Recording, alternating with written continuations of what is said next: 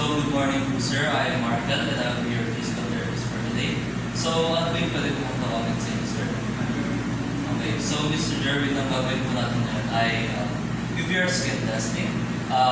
Ginagawa natin ito para malaman natin yung dosage para sa upcoming therapy sessions. Okay? So, first, sir, ano ba? Meron po ba kayong mga irritation sa skin pag natatapat sa inyo? So, sir, ang kanya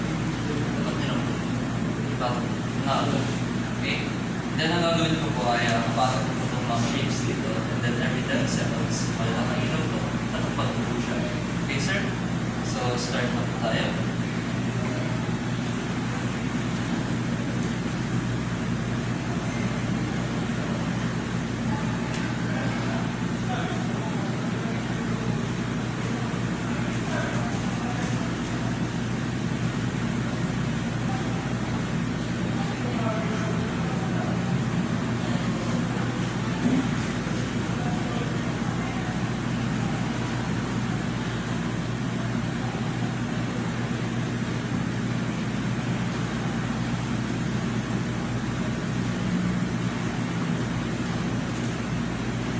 So,